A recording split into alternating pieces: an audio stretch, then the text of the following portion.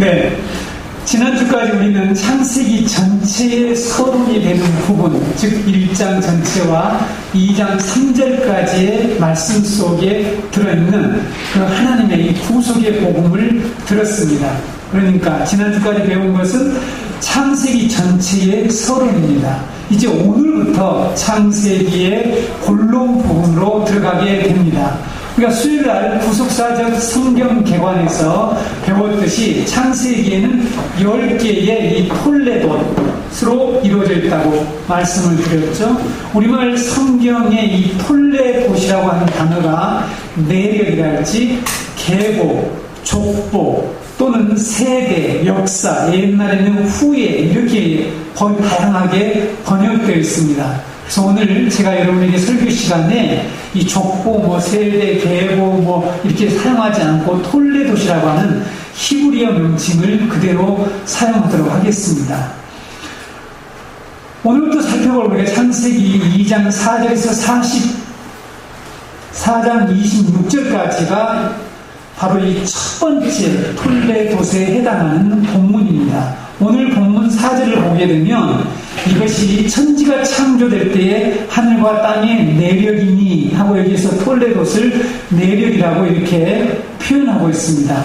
그러니까 우리가 첫 번째 이 창세기에 나오는 이 본론에서 첫 번째 나오는 이 족보 톨레봇이 하늘과 땅에 관한 족보다라는 그런 의미인 것입니다. 창세기를 여러분 자세히 읽어보시게 되면 10개의 톨레봇은 구속사의 전환점 또는 새로운 주제로 구속사를 시작하려고 하는 그런 분기점을 맞이할 때마다 이 톨레봇이 시작된 것을 볼 수가 있습니다. 구속사의 어떤 전환점, 새로운 구속사의 주제를 들고 나올 때마다 시작될 때마다 그런 분기점마다 바로 이 톨레봇이 시작된다는 것을 알 수가 있습니다. 이 한 개의 족보 속이죠. 이 톨레봇 속에는 하나님의 이 구속사의 4가지 기본 요소인 창조, 타락, 구속 그리고 이 새 창조에 관한 구속사의 흐름이 전체적으로 요약되어 있습니다. 그러니까 하나의 톨레봇 속에는 구속사의 가장 기본 요소인 4가지 창조, 타락, 구속 그리고 새 창조에 관한 이런 내용이 전체적으로 흐르고 있고 요약되어 있다라고 말씀을 드릴 수가 있습니다.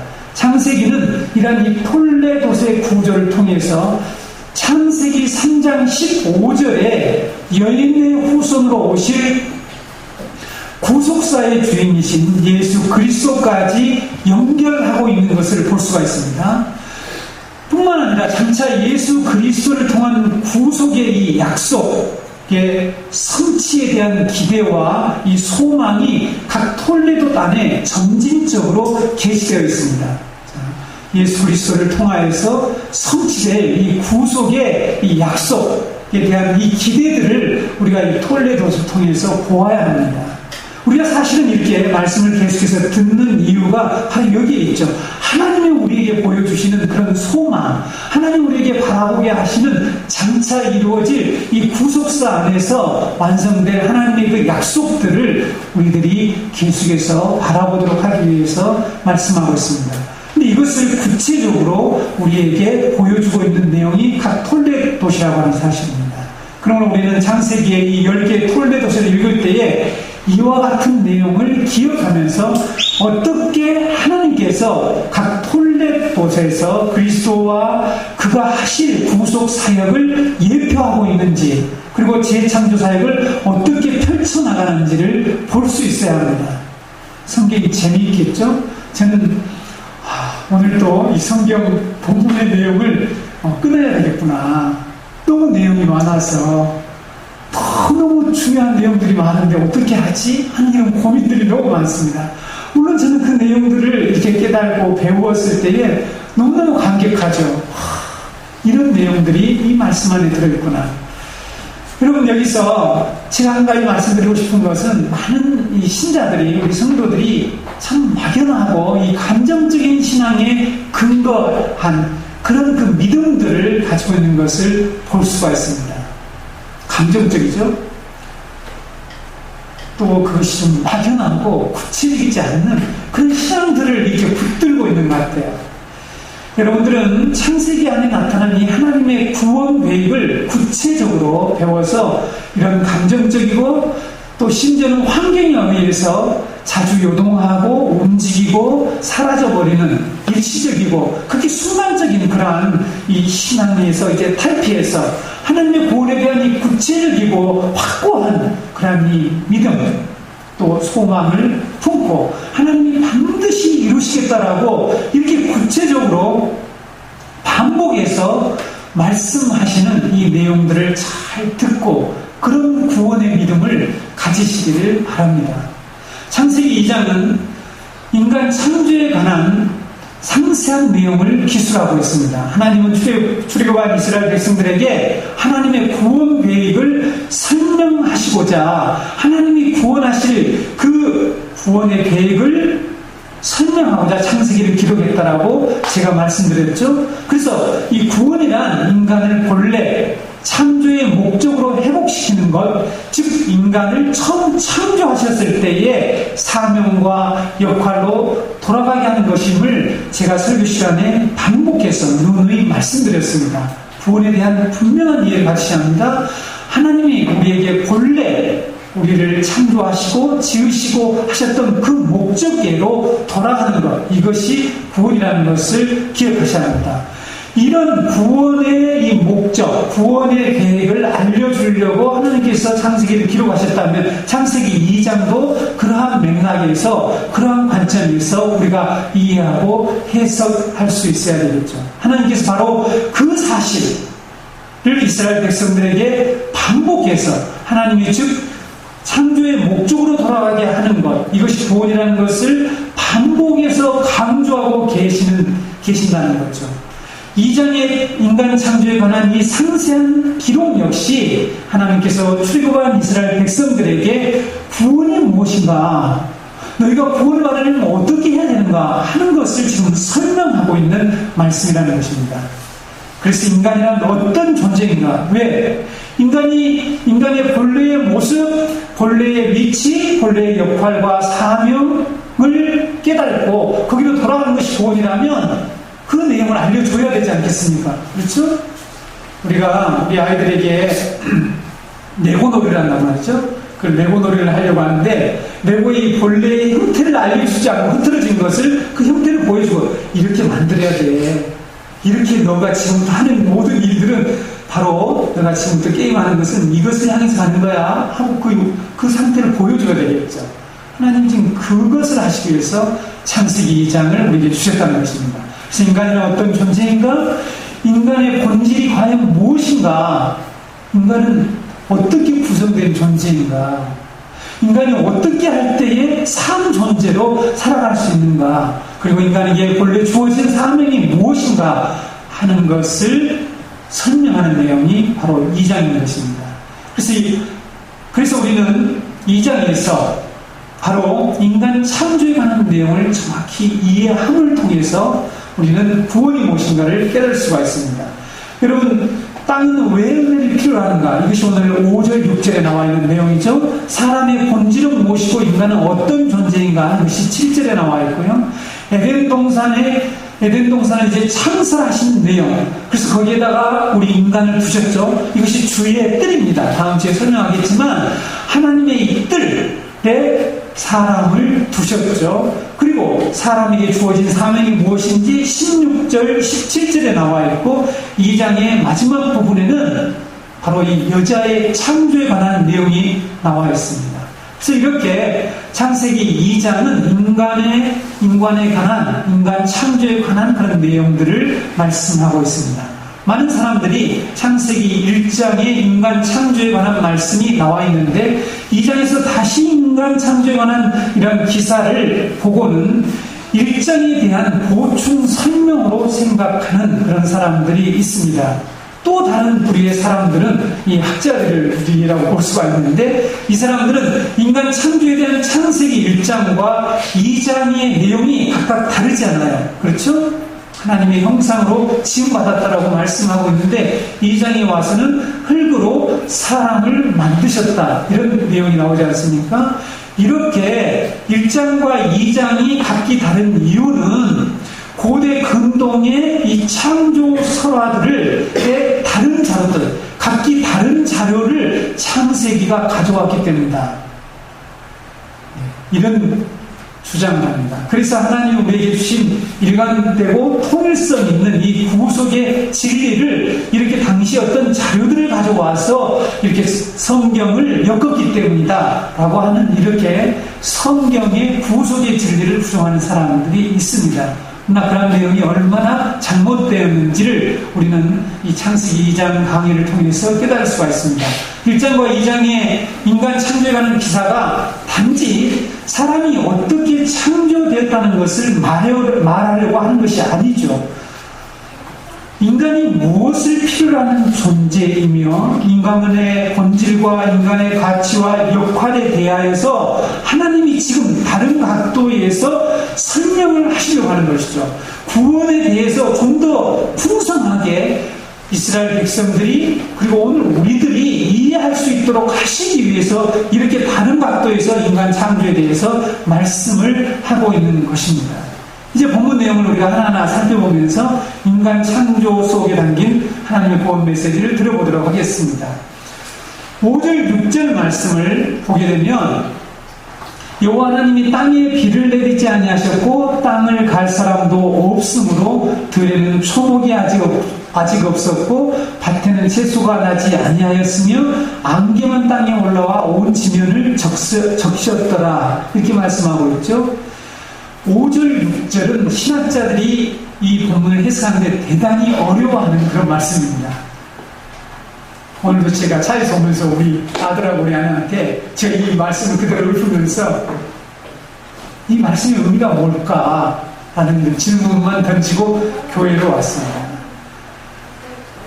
여러분 이 메시지를 통해서 하나님이 이런 기사, 이런 내용을 기록해서 이스라엘 백성에게 주실 때에 단지 어떤 상태, 자연의 현상 이런 것들을 그들에게 말씀하시려고 기록하셨는가 하는 것이죠.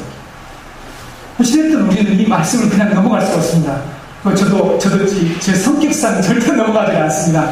어떻게 해서라도 이 말씀의 의미가 무엇인가, 이 말씀이 어떻게 일관되게 이 하나님의 구속사를 설명하고 있는지를 아주 추적했습니다. 5절과 6절은 창세기 1장의 세 번째 날과 전혀 다른 상태의 모습을 일단 보여주고 있죠. 그렇죠, 여러분? 셋째 날의 땅이 어떤 모습이었습니까? 하나님께서 셋째 날에 하신 일이 무엇이죠? 네, 땅과 바다를 분리하세요. 나누는 일을 하신 후에 그 땅에다가 어떤 일을 하십니까? 씨가진 풀과 각기 종류의 씨 맺는 채소, 그 다음에 각기 종류의 씨가 진 열매 맺는 나무를 내도록 하셨죠. 그래서 곳곳에서 그 땅에 많은 각 종류의 이런 채소와 열매 맺는 나무들이 이렇게 자랐습니다. 그것을 보시고 하나님이 보시기에 좋았더라 이렇게 말씀을 하셨다는 말이죠. 그 땅과 지금 2장에서 보는 땅은 완전히 다르죠. 여기서는 하나님이 비를 내려주시지 않으시고 아직 초목도 없다라고 말씀하고 있고 아직도 밭에 채소가 나지 않은 상태라고 말씀하고 있습니다. 여러분 지금 이 상태 보시기에 좋은 상태입니까? 그렇지 않죠. 보시기 좋은 상태가 아닙니다. 분명히 부정적인 상태들을 말하고 있는 것이 분명하죠. 왜 하나님은 2장에서 땅에 대해 이런 부정적인 상태를, 이런 부정적인 말씀을 언급하고 계실까 하는 거죠. 중요합니다. 왜 이런 부정적인 얘기를 하냐? 선지 창조, 천지에 대한 창조를 말씀하면서 그런 내력, 족보, 그런 톨레도스를 말씀하면서 첫 번째 하신 말씀이 부정적인 상태를 말씀하고 있습니다.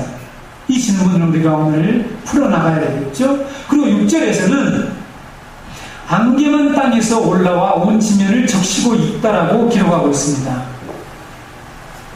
지금 안개가 이렇게 모락모락 피어나는 그런 모습을 우리에게 뭔가 그런 인포메이션, 그런 정보를 우리에게 말씀하시려고 이 말씀을 기록하셨을까요? 왜 이렇게 1장의 셋째 날과 다른 모습을 말씀하실까 라는 이런 질문을 하면서 우리는 이 본문의 의미를 깨달을 수 있습니다. 안개와 땅에서 올라온 지면을 적시고 있다는 이 상태를 여러분 다른 측면에서 다르게 한번 생각해 보시기 바랍니다. 저도 질문을 다르게 봤어요. 어떤 의미가 있을까요? 땅이 스스로 지금 자기 문제를 해결하고 있다. 그렇게 여러분 보여집니까? 저와 같이 그렇게 보여져요?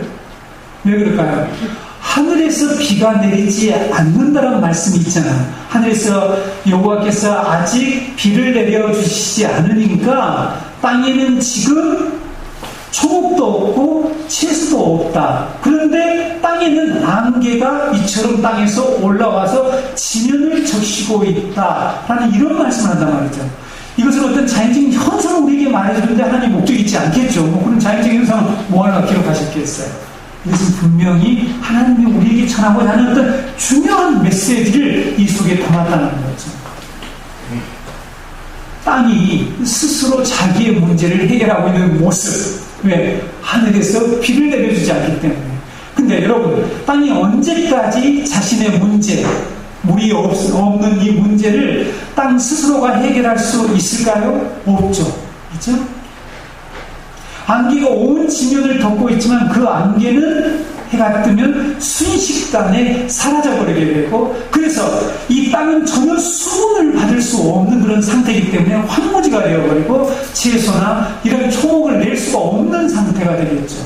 그럼 왜 이 세상에 가뭄이 들죠? 왜 이 세상에 이 세상에 기아가 있고, 왜 이 세상에 많은 식물들이 이처럼 말라버리게 되고 죽게 됩니까? 하늘에서 비를 내려주지 않으면 이 땅에 있는 모든 생명체는 결국은 죽게 됩니다.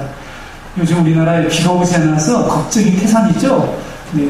예전에 비해서 강수율이 절대적으로 작년에 비해서 적다라는 통계를 뉴스에 지상에서 말하는데, 우리는 지금 비가 오지 않아서 땅이 아주 고통당하고 농사를 짓지 못하는 그런 상태에 있습니다. 땅은 하늘에서 비를 내려주지 않으면 스스로 존재하는데 한계가 있음을 보여주고 있고, 또한 이 땅이 스스로 자기 문제를 해결하려고 하는 이런 상태를 하나님께서 지금 우리에게 보여주고 있는 것입니다. 그래서 땅은 하나님이 내려주시는 비가 필요하다는 것을 이 상태를 통해서, 이러한 모습을 통해서 하나님 우리에게 말씀하고 있습니다. 자, 여기서 여러분의 생각을 전환하셔야 되죠. 성경 전체로 확대하셔야 됩니다. 여러분, 성경에서 비는 무엇을 묘사하고 무엇을 상징합니까? 성경에서 비와 하늘에서 내려오는 이슬은 무엇을 상징하고 있죠? 하나님의 은혜, 하나님의 은혜를 상징합니다. 성경에서 이스라엘은 이른 비가 있고 늦은 비가 있습니다. 그래서 이른 비와 늦은 비를 적절하게 내려주어야만이 이스라엘이 농사를 지어서 곡식을 수확할 수 있고 그들이 살아갈 수가 있습니다. 그래서 성경에는 이른 비와 늦은 비를 내려주신다고 하는 이런 표현들이 많이 나오고 있죠. 그렇죠, 여러분. 성경 읽어보게 되면 이렇게 이른 비와 늦은 비는 하나님께서 이스라엘에게 내려주시는 은혜, 이스라엘에게 베푸시는 은혜를 상징하고 있습니다. 요엘서 2장 18절에서 23절을 제가 여러분에게 읽어드리겠습니다. 요엘서 2장 18절에서 23절. 그때에 여호와께서 자기의 땅을 극진히 사랑하시어 그의 백성을 불쌍히 여기실 것이라. 여호와께서 그들에게 응답하여 이르시기를 내가 너희에게 곡식과 새 포도주와 기름을 주리니 너희가 이로 말미암아 흡족하리라. 내가 다시는 너희가 나라들 가운데서 욕을 당하지 않게 할 것이며 내가 북쪽 군대를 너희에게 멀리 떠나게 하여 메마르고 적막한 땅으로 쫓아내리니 그 앞에 부대는 동해로 그 뒤에 부대는 서해로 들어갈 것이라. 상한 냄새가 일어나고 악취가 오르니 이는 큰 일을 행하였음이니라 하시리라. 땅이여 두려워하지 말고 기뻐하며 즐거워할지어다. 여호와께서 큰 일을 행하셨음이로다. 들짐승들아 두려워하지 말라. 들에 풀이 싹이 나며 나무가 열매를 맺으며 무화과 나무와 포도나무가 다 힘을 내는도다. 시온의 자녀들아 너희는 너희 하나님 여호와로 말미암아 기뻐하며 즐거워할지어다. 그가 너희를 위하여 비를 내리시되 이른 비를 너희에게 적당하게 주시리니 이른 비와 늦은 비가 예전과 같을 것이라. 물론 이스라엘 백성들이 불순종하고 이스라엘 백성들이 하나님께 반역하고 우상숭배할 때 하나님은 이른비와 늦은비를 그쳐서 이스라엘 백성들의 땅을 완전히 황폐하게 만들고 그들의 생명을 위협했습니다. 그렇죠? 그래서 그들이 회개하게 만들었고 다시 하나님과 관계를 하나님께로 돌아오게 만들고 하나님과 정상적이고 바른 관계를 맺게 하셨죠. 실제로 자연에 그런 비를 내려주시지 않았습니다. 근데 다시 비를 내려주셔서 하나님께서 그들에게 먹을 것을 주시고 그들에게 이처럼 복된 그런 땅을 베풀어 주셨죠. 이것이 하나님의 은혜죠.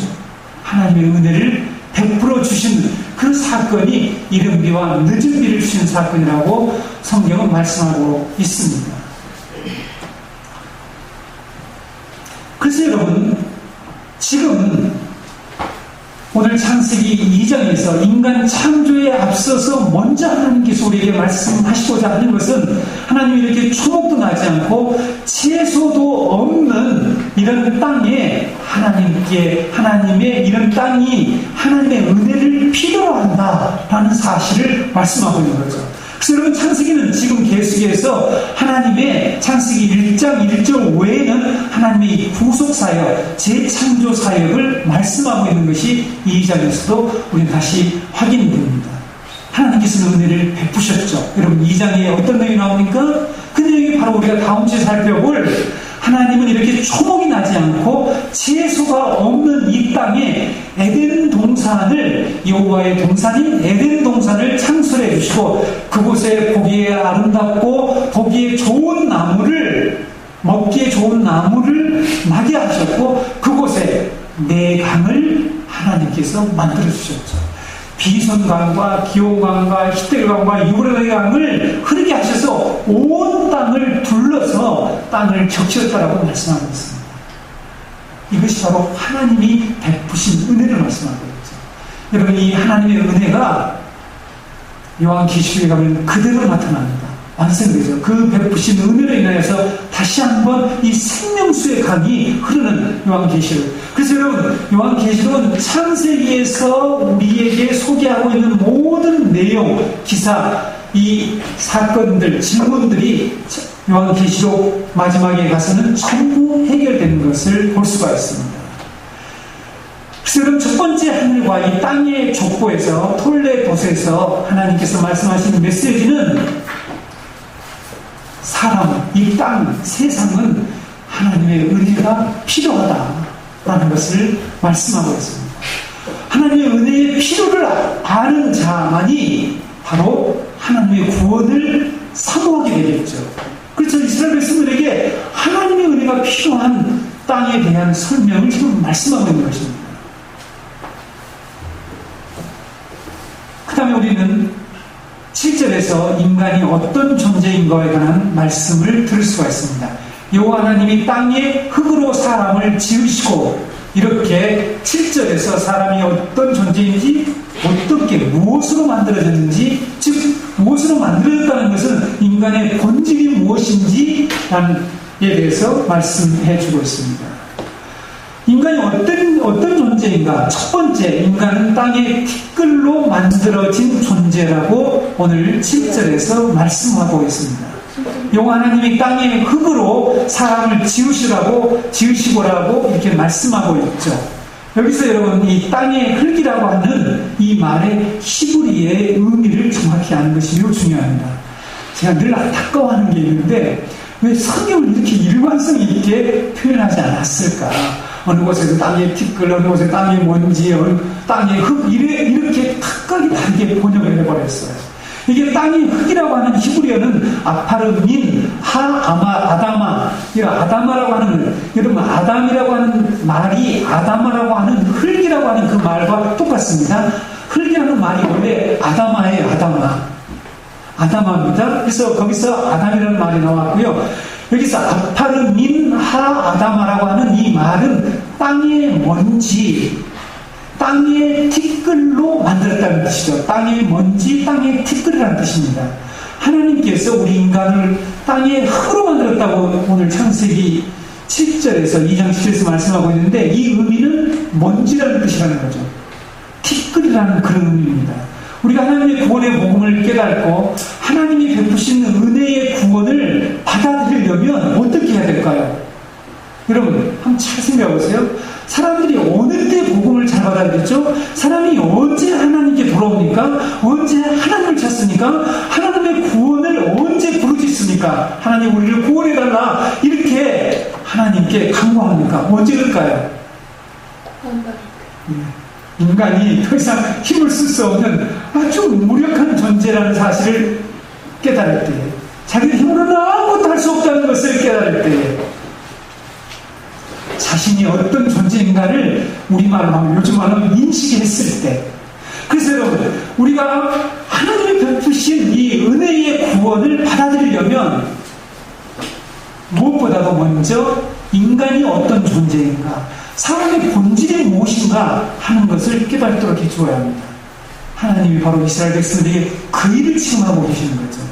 여러분 야고보 사도는 인간의 생명이 얼마나 무능력하고 연약한 존재인가를 설명하고 있습니다. 이것이 중요하죠. 우리가 하나님의 뜻을 따라가려면, 하나님의 구원의 계획에 발맞춰서 이 세상을 살아가려면, 하나님의 은혜가 필요한 이 땅에서 살아가려면 우리는 먼저 우리는 얼마나 연약한 존재인가, 우리의 생명이 뭔가 하는 것을 깨달아야 돼요. 이걸 깨닫지 못한 사람은 교회 왔다 갔다 하지만 실제 하나님 믿지 않습니다. 하나님의 구원을 붙들지 않아요. 하나님의 구원을 기대하지 않습니다. 여러분 잘 생각해 보세요. 그래서 힘있고 자기가 무엇을 할 수 있다고 생각하는 사람, 오늘 저는 우리 박 집사님 찬양 인도할 때 멘트가 너무 은혜가 됐어요. 너무 와닿았어요. 제가 이 설교 준비한 것과 설교 준비한 내용의 본질이 이 지금 현상에서, 현실에서 그대로 체험되어지는 내용이죠. 그래서 야고보 사도는 인간의 생명이 얼마나 무능력하고 연약한 존재인가를 다음과 같이 설명합니다. 야고보서 4장 13절에서 17절 제가 읽어드릴게요. 들으라, 너희 중에 말하기를 오늘이나 내일이나 우리가 어떤 도시에 가서 거기서 1년을 머물며 장사하여 이익을 보리라 하는 자들아, 내일 일을 너희가 알지 못하는도다. 너희 생명이 무엇이냐? 너희는 잠깐 보이다가 없어지는 안개이다. 너희가 도리어 말하기를 주의 뜻이면 우리가 살기도 하고 이것이나 저것을 하리라 할 것이거늘 이제도 너희가 허탄한 자랑을 하니 그러한 자랑은 다 악한 것이라. 그러므로 사람이 선을 행할 줄 알고도 행하지 아니하면 죄인이다. 이런 말씀하고 있죠. 인간은 하루 앞, 24시간 앞, 내일도 예측할 수 없는 무능력한 존재라고, 시간적으로 한계를 가지고 있는, 동시에 살아낼 수가 없는, 오늘과 내일 동시에 살 수 없는 통시적인 존재가 절대 될 수 없다는, 현재와 과거도 같이 살 수 없고 현재와 미래도 같이 살 수가 없고 어떻게 할 수 없는 이런 절대적으로 무능력한 존재라는 것이죠. 뿐만 아니라 인간의 생명이라는 것은 안개와 같이 잠깐 있다가 사라지는 극히 연약한 존재라는 사실을 말씀하고 있습니다. 여러분 우리가 하나님의 구원을 겸손하게 받아들이려면, 지금 하나님의 구원을 겸손하게 받아들이지 않는 사람이 너무 많아요. 구원 얘기하고 복음 얘기하면 요즘 웃긴다라고 얘기하는 사람이 너무 많죠. 왜 그럴까요? 거기에 바로 이 인간관이 자리 잡고 있어요. 자신이 어떤 존재인가, 자신의 본질이 실제로 무엇인가, 인간이 참된 생명을 누리는 것이 무엇인가, 무엇에 의해서 이루어지는가, 이걸 몰라요. 알고 있는 것은 딱 한 가지죠. 참 물질에 의해서 이루어진다라고 생각합니다. 돈에 의해서. 우리가 하나님의 구원을, 하나님의 은혜의 구원을 겸손히 받아들이기 위해서는 어떻게 해야 할까요? 인간이 어떤 존재인가? 나의 이 생명이 어떤 본질이 무엇인가? 안개 같은 존재라고 말씀하고 있습니다. 우리 인간이 땅의 티끌로 만들어진 존재라는 것, 이렇게 연약하고 보잘것도 없고 하나님의 생명이 끝나면 오늘 우리가 부를 찬송가 446장의 주음성 외에는 주 떠나가시면 내 생명 헛되네, 이 찬양 있잖아요. 오늘 제가 이 찬송을 준비해 왔는데요. 우리가 이처럼 하나님이 우리에게서 떠나면, 하나님의 생명이 떠나면, 주님이 떠나게 되면 우리는 땅의 티끌로 돌아가는 존재가 된다는 것을 믿으면 사람들은 너무나 정확히 알고 있었어요. 아브라함과 요 다윗 왕은 정확히 사실을 알고 있었습니다. 창세기 18장 27절을 보시면 아브라함이 대답하여 이르되 나는 티끌이나, 여기 이 티끌이라는 단어가 히브리어로 아파르입니다.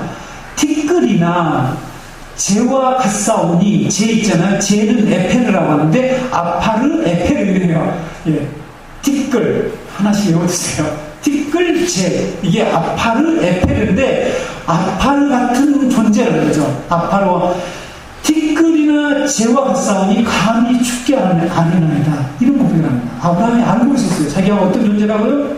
땅에 티끌 같은 존재라는 것을 알았습니다.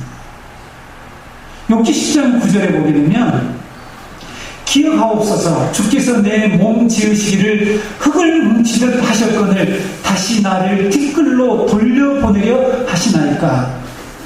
욥이 고난 중에서, 고통 가운데서 하나님 저를 흙을 뭉치듯이 이렇게 흙을 뭉쳐가지고 만드셨다는 걸 알죠. 알고 있는 거예요.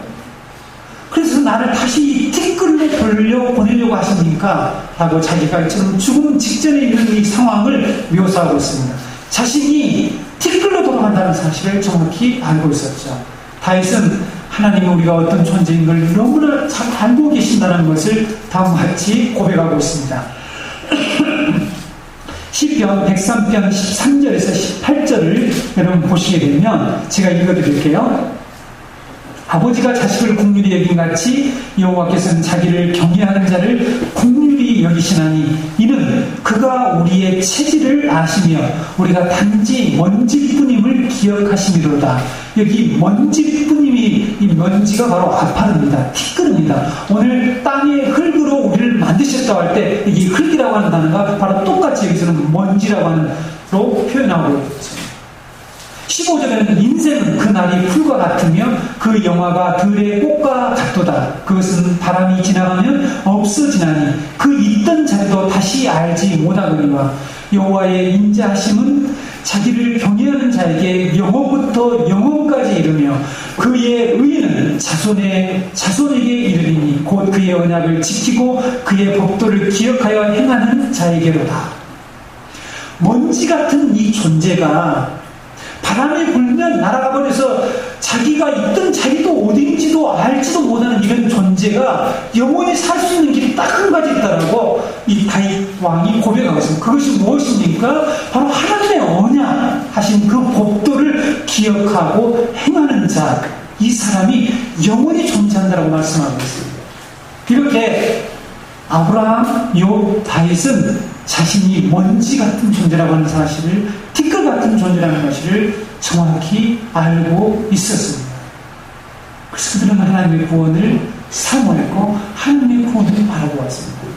하나님은 애굽의 바로 밑에서 이스라엘 백성이 어떻게 살았죠? 여러분 출애굽기 1장에 보면 이스라엘 백성들이 뭐하고 있었습니까? 흙이기기, 그렇죠? 아마 흙이기기가 제가 최근에 공사한 이 시멘트 이겨가지고 이렇게 담도 쌓고 벽돌 나고 하는 것처럼 흙을 이기고 벽돌 붓고 흙으로 벽돌을 부었겠죠? 당신은 전부 흙벽돌이죠? 벽돌을 붓기를 하고 있었죠. 그 구운 벽돌로 또 이긴 흙을 가지고 당시에 이 국고 성인 이러한 비동성과 라암셋 성을 쌓는 일, 그래서 그들이 아주 고통 가운데 살고 있었죠. 하나님이 그렇게 흙이기와 벽돌 굽기를 하면서 고통 가운데 있던 그들을 불러내었어요. 그리고 하나님이 그들에게 지금 무슨 얘기를 하냐면 너희는 그 티끌, 너희들이 그 흙을 이기고 벽돌 만들고 했던 그 먼지와 티끌 같은 존재야, 이 얘기를 하고 계시다는 것을 여러분 기억하셔야 됩니다. 왜 이런 말씀을 하실까요? 출애굽한 이스라엘 백성들, 하나님께서는 인간이 티끌로 만들어졌다는 사실을 통해서 지금 무엇을 전하려고 하는 말이죠. 그렇죠? 이스라엘 백성들에게, 우리에게 너희는 티끌 같은 존재들이야. 무슨 말씀을 전하시려고 할까요? 간단하죠. 하나님 없는 인간은 저 땅바닥에 굴러다니는 먼지와 티끌에 불과하다는 인간의 실체를 정확히 인식시켜서 그들을 하나님의 구원 배에 동참시켜서 하나님의 거룩한 백성으로 만들고 영혼에서 영혼까지 자손에서 자손에게로 대대로 그들을 하나님의 백성으로 삼기 위해서 하나님이 이 말씀을 하신 것입니다. 여러분, 우리 사람, 인간은 하나님을 떠나면 다시 먼지로 돌아가는 존재라는 사실을 알아야 합니다. 하나님과 관계가 끊어지면 우리 인간은 다시 먼지 같은 존재가 될 수밖에 없다는 것을 성경은 우리에게 강조하고 있습니다. 그럼 최초 인간이 하나님께 반역을 했죠. 하나님의 언약을 거역했었죠. 그렇죠? 그래서 하나님을 떠났습니다. 그때 하나님께 뭐라고 말씀하셨습니까? 다음 3장에 가서 얘기했지만 3장 19절을 한번 읽어볼까요? 내가 흙으로 돌아갈 때까지 얼굴에 땀을 흘려야 먹을 것을 먹으리니 내가 그것에서 취함을 입었습니다. 너는 흙이니 흙으로 돌아갈 것입니다. 이 본문도 너가 먼지 돌아간다 해서 좀 실체를 좀 더 우리말에서도 진짜 먼지 같은 존재를 좀 바꿔줬으면 좋겠어요. 아파르, 너는 아파르니 아파르로 돌아갈 것입니다. 이 말씀. 너는 티끌이야. 티끌이니 티끌로 돌아가. 나와 관계가 끊어진 자, 나의 언약을 어긴 자는 흙으로 먼지 상태로 다시 돌아간다고 말씀하고 있습니다. 그럼 시편 104편 29절에 보게 되면 주께서 낯을 숨기신 즉 그들이 떨고 주께서 그들의 호흡을 거두신 즉 그들은 죽어 먼지로 돌아가나이다. 아파르가 된다. 땅의 티끌로 돌아간다라고 말씀하고 있죠. 하나님께서 낯을 숨기는 사람들이 있던데요. 하나님께서 그들의 호흡을 거두어받게 되면 그들은 바로 즉시 먼지가 된대요. 욥기 34장 14절 15절에 보게 되면 그가 만일 뜻을 정하시고 그의 영과 목숨을 거두실진데 모든 육체가 다 함께 죽으며 사람은 흙으로 돌아가리라. 여기도 아파르예요. 여기도 티끌입니다. 사람은 티끌로 돌아갑니다. 하나님이 만약에 계획하시고 맘먹고 뜻을 정하시고 영과 목숨을 거두하시면 모든 육체는 순식간에 다 먼지가 되어버리고 만드라고 말씀하고 있습니다. 하나님이 영을 거두시고 우리의 호흡을 거두시면 우리 인간이 이런 존재라는 것이죠. 이런 아무것도 아닌 존재, 이런 존재가 되어버리고 만다라고 말씀하고 있습니다. 근데 여러분, 일상에 사는 얼마나 많은 사람들이 자신이 인간이라고 하는 존재가 이 티끌에 불과한 존재라는 사실을 모르고 있잖아. 장례식에 그렇게 많이 참석하면서. 그렇죠? 예장하는 장례식 가면 흙으로 변한다는 것을 보고, 그 다음에 우리가 좀 화장하는 데 가면 아까 아브라함이 얘기한 것처럼 죄가 된다는 거, 에페가 된다는 것을 보잖아요. 한 줌의 죄가 나오지 않습니까? 그것을 보면서 자신이 어떤 존재인지를 인식 못합니다. 이런 것을 깨닫지 못한 사람들이 어떻게 살아가고 있습니까? 다른 사람보다 좀 더 나은 어떤 권력과, 오늘 박 지사님이 한 얘기예요. 부를 가지고 있으면, 뭔가 소리도 많이 가지고 있으면, 또 자신이 남들보다도 지식이 더 많다라고 생각하면, 박사 학위를 가졌다라고 생각하면, 자신이 마치 다른 사람들보다도 더 가치 있는 존재처럼 행세하죠. 맞습니까? 여러분, 진화론의 가장 나쁜 점이 뭔지 아세요? 여러분, 진화론적 사고가 오늘 우리 가정 폐해가 뭔지 아세요? 제가 기독교 세계관을 연구하면서 너무 안타까웠어요. 인간을 질로 따진다는 거죠. 이거는 좀 더 가치 있는 인간, 가치 없는 인간. 그래서 여러분, 이 안락사랄지 이런 모든 것이 이 잘못된 진화론적 사고에서 하는데, 이 사람은 아무 능력도 없고 돈만 준내고 있기 때문에 이 사람은 가치가 떨어지는 인간이기 때문에 없어도 된다. 그래서 안락사를 해도 된다. 인간의 생명을 평가해서 가치가 없는 존재는 사라져도 된다. 여러분, 히틀러가 어떻게 해서 그 수많은 유태인과 사람들을 이처럼 학살하고 죽인 줄 아세요? 그 속에 진화론 특사로 인간의 가치 없는 인간들을 전부 다 죽였다는 거죠. 죽였던 것입니다. 근데 히틀러만 그런 게 아니라 지금 이 세상에 사는 많은 사람들이 이러한 인간관을 가지고 있다는 거죠. 이런 잘못된 타락한 인간관을 가지고 있다는 사실입니다. 그래서 자신이 좀 더 힘을 가지고 있으면 자신은 더 나은 가치 있는 존재, 저 사람보다 더 가치 있는 존재로 행세하고, 출신지가 똑같은 티끌이에요. 출신지가 똑같잖아요. 그 사람 대통령이나 권력 가진 사람이나 지난 하나 다 어디서 나왔습니까? 티끌에서 출신지가 같습니다. 동기동창이에요. 우리는 다. 서울대 동기동창은 막 다 자부심 많이 오르잖아요. 여러분, 대통령은 다 우리는 동기동창이라니까. 그런 인간이 사람을 무시하고 학대하는 그런 사람들이 얼마나 이 땅에 많이 있습니까?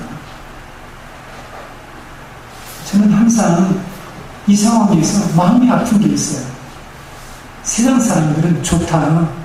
세상 사람들은 이렇게 인간의 본질이 무엇인지 성경적인 인간만 한 번도 들어보지 못했기 때문에, 창세기 2장을 읽어본 적이 없기 때문에 그럴 수 있다라고 치자. 물론 그래서는 안 되겠지. 성경과 하나님을 모르는 자가 아닌 신자들 중에 그런 사람들이 너무너무 많다는 사실입니다. 여러분, 오직 한 사람, 왕만이 신의 형상이고 나머지 모든 사람은 노예로서 이렇게 가치없는 존재로 살아갔죠. 그래서 동물이나 물건 취급했던 시대에 하나님께서는 모세를 통해서 인간은 하나님의 형상으로 창조되었다. 그래서 이 세상에서 하나님을 대리하는 통치자요, 왕같은 제사장이라고 1장에서 말씀하신 하나님께서 왜 2장에서만 와서는 인간을 이렇게 티끌로부터 온 존재다, 먼지 같은 존재라고 말씀하시는 걸까요? 이걸 여러분 한번 비교해보고 이런 질문을 여러분 한번 해보세요. 왜 그러셨을까? 하나님이 없는 인간의 본질, 하나님과 관계가 없는 인간의 실체를 알려주어서 하나님의 구원의 필요성, 그들에게 알려주려고 하는 거죠. 그렇죠? 아무리 하나님의 형상으로 지음받은 자라고 할지라도 교만해져서 하나님을 의지하지 않고 하나님의 계명을 무시하고 하나님을 떠나는 인간은 아파르로 돌아가게 된다, 티끌로 돌아가게 될 것이다 라는 것을 그들에게 깨닫게 해준 거죠. 이것이 두 번째 인간 창조에 관해서 하신 말씀의 핵심입니다. 이사야 26장 4절에서 9절 말씀을 보게 되면, 그래서 이사야는 이렇게 말씀합니다. 너희는 여호와를 영원히 신뢰하라. 주 여호와는 영원히 반석이시미로다. 높은 데에 거주하는 자를 낮추시며 솟은 성을 허러 땅에 엎으시되 진토에 미치게 하셨도다. 이 진토가 바로 아파르입니다. 그러니까 높은 데에 앉아있는, 높은 데에 거주하고 있는 자를 하나님께서 끌어내서 낮추시고, 높이 솟은 성을 헐어서 땅에 엎으시고 티끌로 만드셨다라는 말씀이 나옵니다. 발이 그것을 밟으리니 곧 빈궁한 자의 발과 곤핍한 자의 걸음이리로다. 이런 날이 온대요. 그러니까 높은 데에 앉아있던 그 사람들, 그 인간들, 높은 성에 살던 그 성들, 그 초보 어렸을 때에 이렇게 이 세상에서 빈궁하고 무시당하고 곤핍하고 하는 이런 사람들이 그것을 밟는데요. 왜 먼지니까? 먼지가 되어버렸으니까. 그 7절에요. 여러분, 이사야 26장 7절에요. 의인의 길은 정직하며 정직하신 주께서 의인의 측경을 평탄하게 하시도다. 여호와여, 주께서 심판하시는 길에서 우리가 주를 기다렸사오니 주의 이름을 위하여 또 주를 기억하려고 우리 영혼이 사모하나이다. 밤에 내 영혼이 주를 사모하였사온즉 내 중심이 주를 간절히 구하오리니 이는 주께서 땅에서 심판하시는 때에 세계의 거민이 의를 배움이니이다. 제가 읽어드리니까 여러분 잘 감이 안 오실 수가 있는데 꼭 적어놓고 읽어보세요. 지금 마지막 하나님께서 심판 때에 하실 일이 뭐냐면 이 높은 산, 높이 솟아있는 섬, 모두 사람들을 상징하는 것입니다. 교만한 자를 얘기한단 말이죠.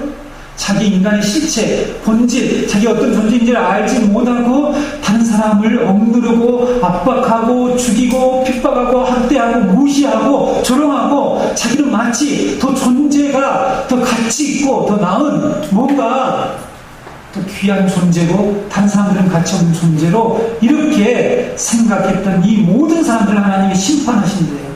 그 심판의 날을 사람들이 기다린대요. 사모한대요. 왜? 이 날이 구원의 날이기 때문에. 그렇죠?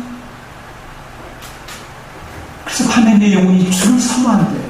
제가 왜 이 말씀 여러분을 읽어드렸냐면, 왜 하나님께서 하나님 형상으로 이 존귀하게 지음받은 그 인간을 1장에서 설명하시고 2장에 와서는 이런 티끌 같은 존재라고 말씀하시냐는 거죠. 너희들, 이스라엘 백성들아, 너희들은 하나님이 없이는 티끌 같은 존재이다라는 것을 깨닫게 해주셔서 하나님의 이 구원을 간절히 사모하도록 하기 위해서 이 말씀을 하셨다는 사실입니다. 하나님께서는 이스라엘 백성들과 우리들에게 인간은 모두가 티끌 같은 존재이므로 다른 사람을 학대하거나 압제하는 그런 짓을 하지 말라고 창세기 2장을 주셨는데, 그리고 적어도 신자라면 창세기 2장은 읽어보았겠죠. 그렇죠? 창세기 2장 읽잖아요. 이따가 한 창세기 정도 있다가 그만 듣잖아요. 연초에. 그런데 세상에서 자신이 조금만 힘이 있고 높은 자리에 있다고 생각하면 다른 사람을 깔보고 무시하고 학대하고 노예처럼 취급하고 심지어는 하나님자리까지 넘어오는 이런 교만한 자들이 너무 많다는 거죠. 이런 사람들에게 지금 하나님께서 창세기 2장을 통해서 인간은 어떤 존재인가 라는 것을 밝혀주고 있습니다. 말씀에 의해서 진정으로 자신이 티끌에 불과한 존재라는 것을 인식하고 인정하는 자만이 교만하지 않을 수 있겠죠. 다른 사람을 무시하지 않고 존중하고 동등하게 대할 수 있습니다. 여러분, 교회는 이런 인간이 말씀에 의해서 성경적인 인간관이 제대로 정립되어야 된다고 교회 나오는 성도들은. 근데 교회 나오는 성도들이 세상에 조금만 힘을 가지면 세상 사람과 똑같이 그런 행세를 한다는 거죠. 여러분, 성경 자세히 읽어보세요. 이 외에도 여러분, 하나님께서 바로 그것을 심판하신다고 말씀하고 있죠. 티끌 같은 존재가 똑같은 티끌 같은 존재의 인간을 짓밟고 무시하고 할 때 나중에 그런 사람 다 끌어내다가 먼지처럼 짓밟을 때 발로 밟고 가게 하시겠대요.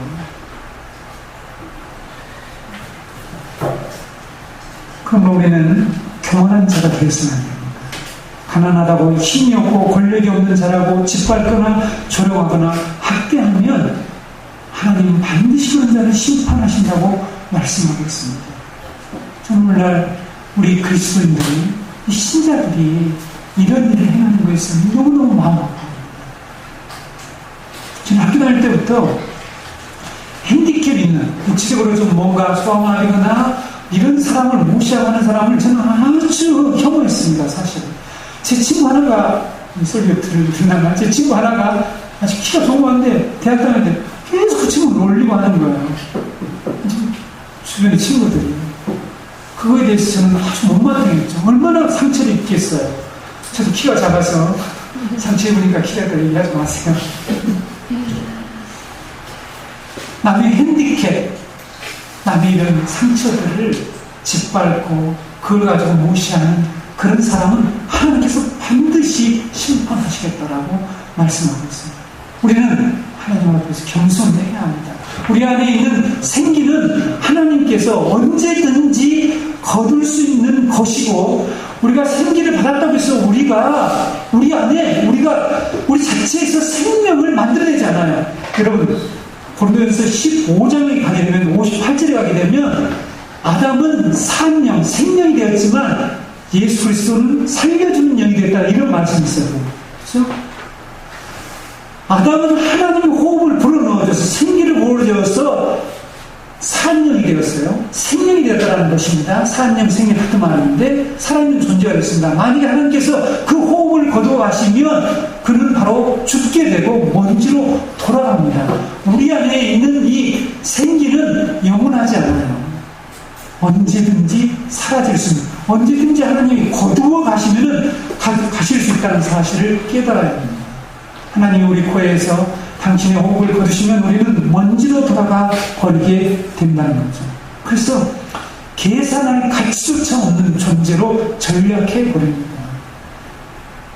이스라엘 선지자 당시에 그 시대에 사람들이 교만하고 오만하고 방자해서 인간을 전부 짓밟고 사람들을 무시하고 고통을 주고 학대하고 하나님까지 무시하고 그럴 때에 이사야 선지자가 이사야서 2장 22절에 또 어떤 사람들은 사람을 의지하고 하나님을 의지하지 않고 살아갈 때에 자기의 부와 자기의 권력과 자기의 힘을 의지하면서 살아갈 때에 하나님 뭐라고 말씀하셨습니까? 이사야 2장 20절에 너희는 인생을 의지하지 말라. 그의 호흡은 코에 있나니 셈할 가치가 어디 있느냐. 이게 말씀하고 있죠. 여러분, 저 밖에 굴러다니는 먼지를 우리가 계산할 가치가 있습니까? 먼지는 계산할 가치가 없죠. 그렇죠? 티끌은 계산할 가치가 전혀 없습니다.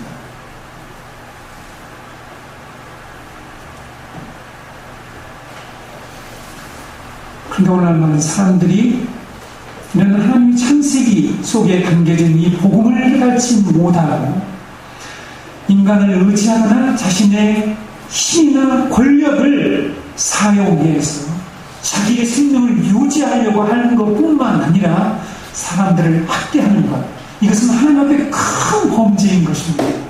하나님의 형상으로 지음받은 자를 조롱하는 자는 그 지으신 자를 조롱한다라고 지난번에 제가 잠언서 말씀을 통해서 여러분에게 알려드렸죠. 하나님은 구원이 무엇을 의미하는가를 설명하시고자 이렇게 인간의 본질 또한 인간이 어떤 존재인가를 말씀했습니다. 오늘 계속해서 더 말씀드리고 싶은데 더운데 너무 길까봐 다음 주에 두 번째 하나님이 우리는 하나님의 생기를 받은 존재라는 이 말씀을 계속해서 드리도록 하겠습니다. 오늘 여기까지 말씀드리겠습니다. 우리 함께 기도하겠습니다.